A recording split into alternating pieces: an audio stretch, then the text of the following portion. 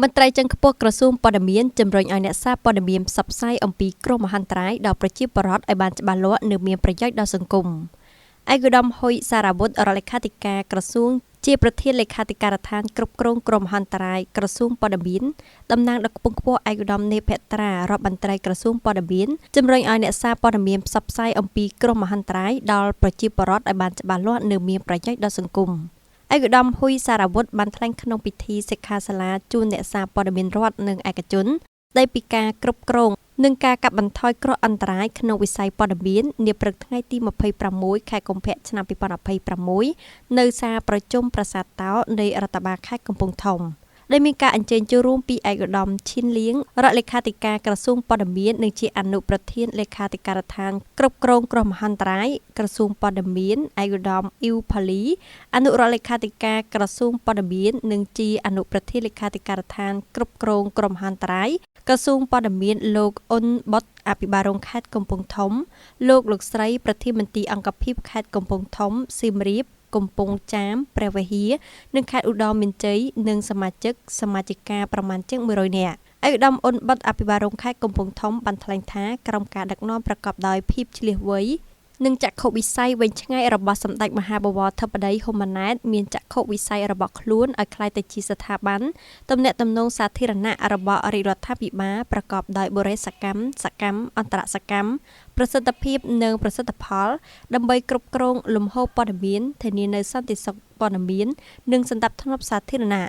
ឯកឧត្តមអ៊ីវផាលីរដ្ឋលេខាធិការក្រសួងព័ត៌មានបានគប់បញ្ជាក់ថានៅក្នុងវិស័យបច្ចេកវិទ្យា Digital រីកចម្រើនដែលប្រព័ន្ធផ្សព្វផ្សាយសម្បូរបែបហើយមានការប្រកួតប្រជែងមិនអាចសំដៅលើខ្លឹមសារនៃអត្ថបទតែប៉ុណ្ណោះទេគឺត្រូវរួមបញ្ចូលទាំងរូបភាពនិងការដាក់ចំណងជើងដើម្បីបង្កើនភាពទាក់ទាញពីអ្នកទស្សនានៅក្នុងហេតុការណ៍អ្វីមួយនិងគ្រោះធម្មជាតិផ្សេងៗបន្ទាប់ពីមានការចងក្រងទៅជាព័ត៌មានឬបទយោការដែលត្រូវផ្ទៀងផ្ទាត់មុននឹងធ្វើការផ្សព្វផ្សាយជូនសាធារណជនដើម្បីធានាបាននូវព័ត៌មានពិតព័ត៌មានត្រឹមត្រូវគ្រប់ជ្រុងជ្រោយគុណភាពព័ត៌មានជៀសវាងនៅព័ត៌មានបំភ្លឺ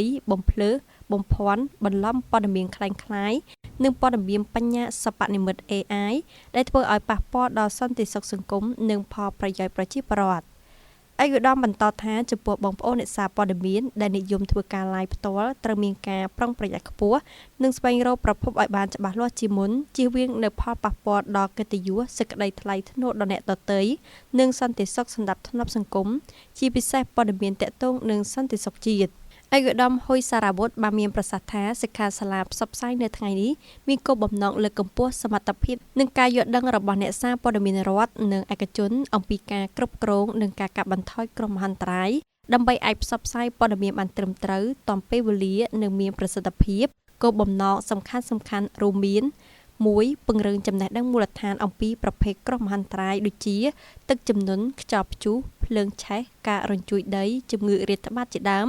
និងវិធានការកាត់បន្ថយហានិភ័យ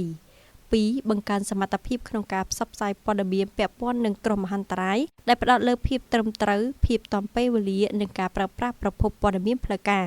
3ជំរុញការផ្សព្វផ្សាយព័ត៌មានការពារនិងការត្រៀមខ្លួនជាមុនដើម្បីឲ្យសាធារណជនមានការយល់ដឹងនិងអាចចាត់វិធានការការពារខ្លួនបានល្អប្រសើរ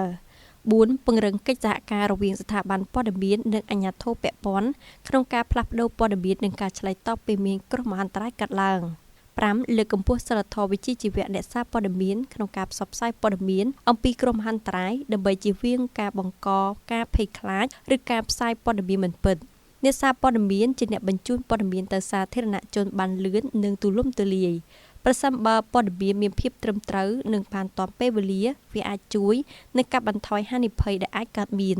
ដូច្នេះការលើកកម្ពស់សមត្ថភាពអ្នកសារព័ត៌មានគឺជាកត្តាសំខាន់មួយក្នុងការកាត់បន្ថយគ្រោះមហន្តរាយក្នុងវិស័យព័ត៌មានឯកឧត្តមសង្ឃឹមថាបន្ទាប់ពីចូលរួមសិក្ខាសាលាអ្នកសារព័ត៌មាននឹងមានការយល់ដឹងច្បាស់អំពីវិធានការការពារនិងការត្រៀមខ្លួនមុនពេលមានគ្រោះមហន្តរាយពួកគេអាចផ្សព្វផ្សាយព័ត៌មានដែលផ្អែកលើប្រភពផ្លូវការមានសីលធម៌វិជ្ជាជីវៈនិងរួមចំណែកជាមួយនឹងអាជ្ញាធរពាក់ព័ន្ធក្នុងការពារសុវត្ថិភាពសង្គមការផ្សព្វផ្សាយព័ត៌មានពាក់ព័ន្ធនឹងគ្រោះមហន្តរាយមានគុណភាពនិងប្រសិទ្ធភាពខ្ពស់សាធារណជនទទួលបាននូវព័ត៌មានត្រឹមត្រូវនិងអាចត្រៀមខ្លួនបានល្អប្រសើរ